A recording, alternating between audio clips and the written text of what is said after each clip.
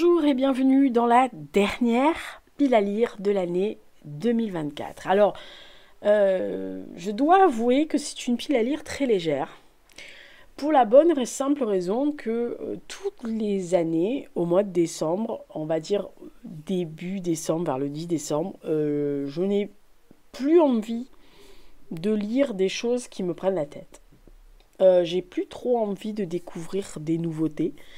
Et ça me date de mes années, on va dire, d'adolescence, où à la fin, les 15 derniers jours de l'année, chez nous, on lisait des contes, on relisait des livres qui nous plaisaient, et on profitait pour écouter de la musique, des chants de Noël, pour se balader, pour faire des activités artistiques.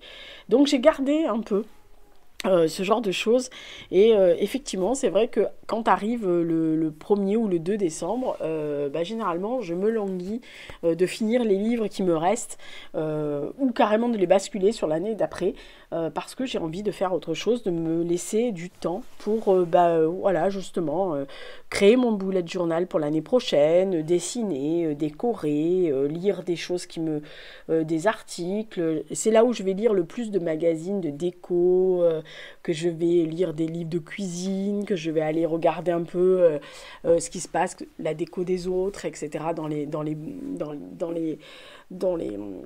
rues, que je vais traîner le soir avant de rentrer pour regarder un peu les décorations. Alors, je dois avouer que la ville de Marseille n'est pas, sauf le centre-ville, n'est pas la ville la mieux décorée du monde, il ne faut pas déconner.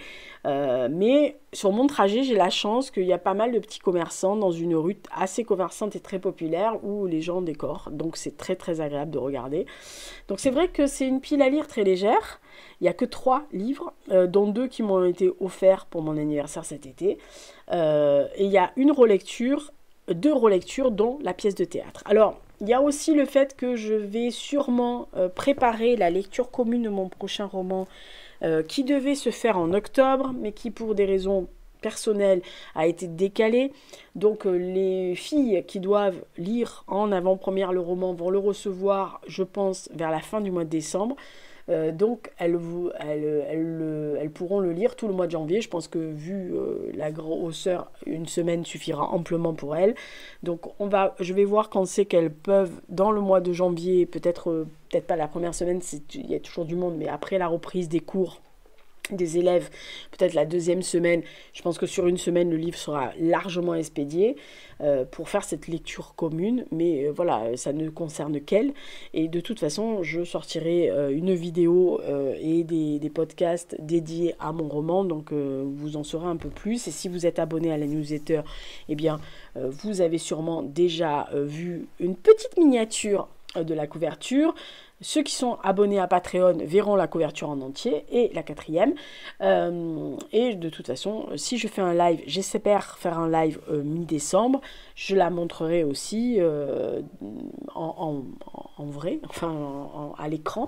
Comme ça, je pourrai l'expliquer aux personnes qui seront là en live et les gens qui regarderont le replay. Alors on attaque tout de suite la pile à lire de décembre. Donc comme je vous ai dit, il y en a 3 de nouveautés, donc on va pas aller très très vite.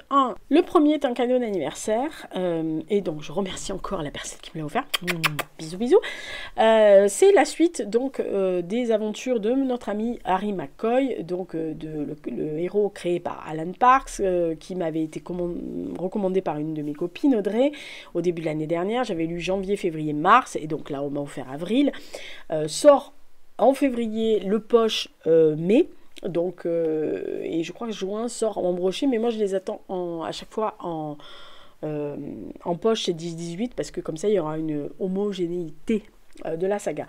Donc ça s'appelle Les Morts d'Avril d'Alan Parks. Donc nous sommes toujours dans le Glasgow des années 70, plus précisément entre le 12 et le 22 avril de cette période, dont l'inspecteur McCoy va encore avoir fort à faire, puisque des bombes artisanales rappellent le mode opératoire de l'IRA, explose dans Glasgow. Un capitaine de l'armée marine américaine nommé Stuart lui demande de l'aide pour retrouver son fils et son vieil ami Stevie Cooper, vous savez, le criminel patenté, sort de prison et ne semble pas prêt à mettre fin à ses activités illégales. En plus, McCoy a un ulcère entre 2 gorgées d'antiacide et de whisky, parce qu'il ne faut jamais louper. On suit l'inspecteur alors qu'il essaye de démêler toutes les intrigues qui sont dans son roman. Alors, franchement, c'est un univers que j'aime beaucoup. J'adore Harry McCoy, donc je pense que ça va aller très vite. Deuxième livre qu'on m'a offert aussi, et donc merci à monsieur qui m'a offert ce livre, ça s'appelle Zephyr Alabama de Robert McCammon. Alors on est dans une ville idyllique de Zephyr en Alabama, qui est idyllique en tous les cas pour Cory McPherson, qui a 11 ans. C'est un lieu rassurant où en 1964 la vie est encore simple, on travaille à l'usine de papier ou à la laiterie, les familles sont différentes, soient-elles sont unies, les amitiés sont éternelles, et même si parfois les comètes zèbrent le ciel, les bolides qui hurlent, qui filent à toute allure sur les routes, et même certains habitants qui sont un peu excentriques, c'est un incroyable terrain de jeu pour un enfant de 11 ans dont l'imagination étincelle, veut absolument devenir écrivain. Malheureusement, un froid matin de printemps, alors que Cory accompagne son père dans sa tournée, ils sont témoins d'un accident. Une voiture finit dans les eaux sombres et insondables de Saxon Lake, et malgré une tentative de sauvetage désespérée, le malheureux conducteur, ligoté derrière son volant, plonge inévitablement dans les profondeurs obscures, et le père de Cory dans l'horreur qui se tapit toujours plus près de nous. Alors que le jeune garçon s'efforce de comprendre le mal qui les tourmente depuis ce jour, ses yeux s'ouvrent peu à peu sur les forces puissantes et souvent mystérieuses qui l'entourent. D'une sorcière qui peut entendre les morts et envoûter les vivants, à un clan violent qui n'agit qu'à pleine lune, en plaçant par des petites frappes imprévisibles de son quartier, Cory va devoir affronter les secrets qui se cachent dans l'ombre de sa ville natale et traverser le voile entre fantaisie et réalité, entre rêve et magie, car la santé des siens et sa propre vie sont peut-être en jeu. Voilà, on m'a simplement dit « je pense que tu vas aimer ». On va voir. Et ensuite, sur la recommandation de ma copine Rosie, qui adore cet auteur, qui s'appelle John Kalman Stephenson. Elle m'a dit, il faut absolument que tu lises, il est génial et tout. Donc, je suis passée à la librairie et parmi tous les titres qu'elle m'avait cités, il n'y avait que celui-là, en tous les cas que je voyais, Entre ciel et terre. Donc, je l'ai pris. Voilà. Donc, il est noté que certains mots sont probablement aptes à changer le monde, et ils ont le pouvoir de nous consoler, de sécher nos larmes. Certains mots sont des balles de fusil, d'autres des notes de violon. Certains sont capables de faire fondre la glace qui nous enserre le cœur, et il est même possible de les détacher et de les dépêcher comme des cohortes de sauveurs quand les jours sont contraires. Parfois, à cause des mots, on meurt de froid. Comme Bardur, pêcheur à la morue islandais, il y a un siècle. Trop occupé à revenir des paradis verts du paradis perdu de Milton, il oublie sa vareuse en partant en mer. De retour sur la terre ferme, son meilleur ami entame un périlleux voyage pour rendre à son propriétaire, un vieux capitaine devenu aveugle, le livre funeste, pour savoir aussi s'il veut continuer à vivre. Voilà, elle m'a dit que c'était magnifique, moi je crois sur parole. Hein, voilà. Alors, parmi les relectures, j'avais très très envie de relire ce livre qui a été en prix Goncourt, je crois en 1990, mais que j'avais lu à sa sortie et que j'avais trouvé absolument bouleversant. Moi, je trouve ce roman magnifique. Ça s'appelle Les Chants d'honneur de Jean Rouault. Le résumé dit, et je pense que ça résume bien, mais ça ne dévoile rien, contrairement au résumé de maintenant. Ils sont morts à quelques semaines d'intervalle. D'abord le père, puis la vieille tante de celui-ci, enfin le grand-père maternel. Dans cette série funèbre semble n'avoir qu'un seul disparu, le narrateur, dont le vide occupe le centre du récit. C'est à la périphérie et à partir d'infimes indices, un dentier, quelques photos, une image pieuse, que se constitue peu à peu une histoire qui finira par atteindre par strates successives l'horizon de l'histoire avec une grande majuscule de H, donc, avec la Grande Guerre, berceau de tous les mystères. Voilà, c'est un livre qui m'a bouleversée, mais je l'ai encore dans la tête, pour vous dire, depuis le temps. Et bien sûr, dernière pièce de 2024 au théâtre en 2024, Lorenzaccio. de ce sublime Alfred de Musset. Oui, ah bah écoutez, on a les chéris qu'on a. Hein. Voilà. Donc, Lorenzaccio, c'est quand même une de mes pièces préférées, je dois avouer, avec Richard III. Je me suis quand même fait plaisir hein, dans le dernier trimestre. Hein. Richard III et Lorenzaccio, sympa. Oui, bah quand on a des chéris, on a des chéris. Alors, entre metteur et favori du duc Alexandre qui règne en tyran débauché sur la cité de Florence, corrompu, Lorenzaccio, ou Lorenzo, n'est pas ce qu'il paraît. Un jour de 1537, il assassine le duc avant de mourir lui-même, sans que la cité recouvre sa liberté. C'est sur la réalité historique de la Renaissance italienne que Alfred de Musset s'appuie pour écrire le drame qu'il publie en 1834 dans un spectacle dans un fauteuil, qui ne sera d'ailleurs pas joué de son vivant. La pièce s'écrit aussi bien au présent, dans ces années après 1830, où l'inefficacité des républicains de Florence et la passivité devant la tyrannie trouvent des résonances toujours manifestement aujourd'hui. Voilà. Donc j'avais envie de finir par cette pièce-là. C'est vrai qu'en présentant les pièces l'année dernière et voyant la situation actuelle mondiale, je me suis dit qu'on allait de mal en pis et on va de mal en pis. Donc voilà. Il y a des grosses résonances sur cette pièce en ce mois de décembre et que voulez-vous, voilà. Des fois les auteurs voient l'avenir. Enfin on ne devrait pas voir mais on sent, on palpe. Voilà. Donc ça c'est ma pile à lire pour le mois de décembre. Je vous ai dit 5 bouquins, 2 relectures, donc ça va aller vite. Franchement, j'avais pas du tout envie de plus. J'ai juste envie, à partir du 15, de faire mes petits bilans. Donc il y aura des bilans, bien sûr, littéraires. Il y aura le bilan complet, mais il y aura le bilan de mes 10 romans chéris de l'année. Il y aura bien sûr les bilans ciné, séries, documentaires.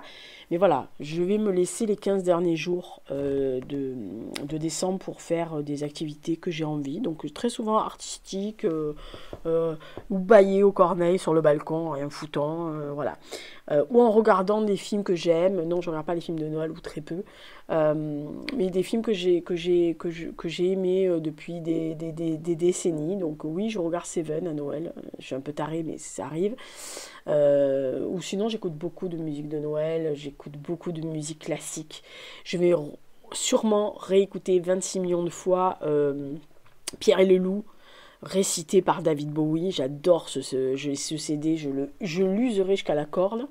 Voilà, j'aime beaucoup Casse-Noisette. D'ailleurs, je pense que je vais aller le voir à l'opéra, parce qu'il passe à l'opéra de Marseille, donc je pense que je vais essayer d'aller le voir à la fin de l'année.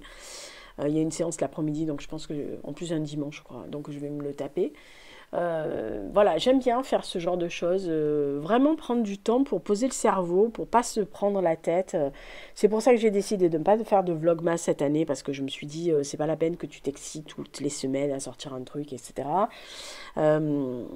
Et puis voilà, j'avais juste envie de partager des trucs. Donc effectivement, si vous voyez mes stories, vous voyez que je partage un truc par jour, juste pour le plaisir de vous faire partager ça. Mais il n'y a rien de transcendant, mais c'est juste parce que voilà, c'est des choses que j'ai envie de faire, mais j'ai pas envie de courir au nombre, etc. Il y a quelqu'un, il n'y a pas longtemps d'ailleurs, qui m'a dit « Ah, mais combien tu as lu de livres cette année? Tu crois que tu vas atteindre le 100 à la fin de l'année? Je sais pourquoi il y a un concours, je gagne quelque chose. » Donc on m'a dit « Bah non, mais bon, moi j'en ai lu, je crois qu'elle en a lu 180 ou 200. » Je lui ai dit « Ouais, bah c'est bien, c'est parce que tu as le temps. » Voilà, donc elle me dit, bah non, j'ai pas le temps, je travaille. Je dis, oui, mais bon, je suis à la radio, je fais des podcasts, je fais des vidéos, je dessine, je sors, je vois des potes, machin. Voilà, donc il y a des gens comme ça qui comprennent pas qu'on puisse avoir une autre vie, d'autres activités qui nous intéressent autant. Et je lui ai dit, mais tu écoutes mes podcasts sur le ciné, les séries, machin, si tu crois que si je fais 3-4 séries dans le mois, c'est du temps que je passe pas à lire, parce que je ne vois pas une série en lisant. Donc voilà, donc des fois je me demande si les gens croient que j'ai moi des journées de 48 heures. Voilà. Et si j'en avais, je passerais les 24 heures supplémentaires que pour ma pomme. Voilà.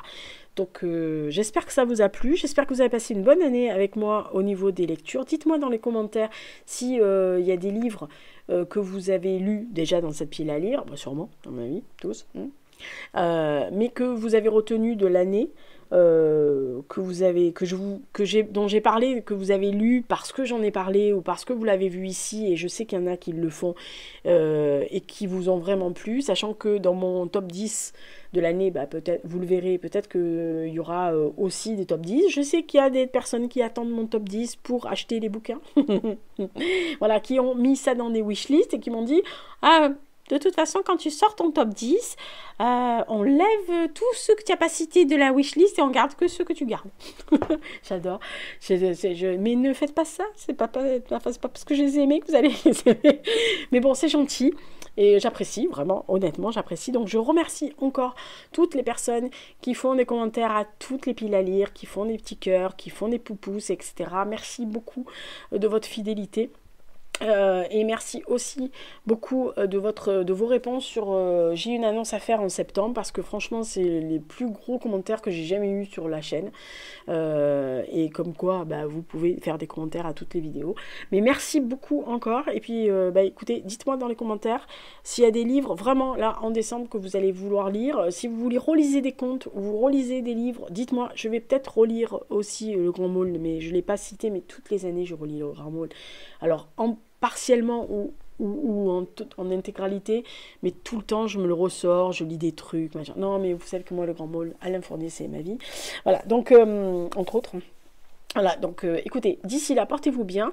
Je vous souhaite un bon mois de décembre, des bonnes fêtes de fin d'année. De toute façon, d'ici là, il y aura d'autres vidéos pour vous souhaiter joyeux Noël. Donc bisous, bisous, à l'année prochaine. Et alors attention, le mois de janvier, je sais déjà ce que je vais lire parce que c'est mes cadeaux de Noël. Alors oui, alors...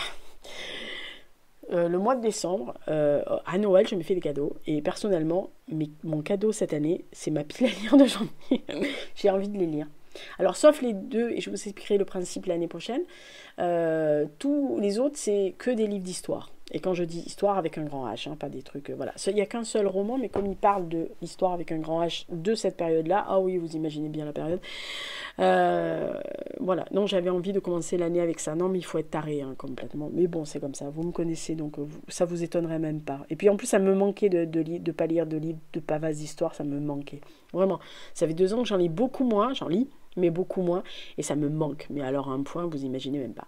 Voilà, allez, bisous, bisous. À la semaine prochaine, c'est la thématique. La thématique, bah écoutez, c'est le traité de Versailles. Alors, on est en pile dans la merde.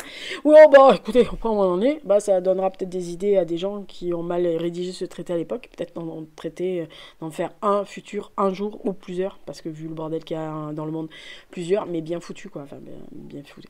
Voilà, d'ici là, portez-vous bien. Bisous, bisous.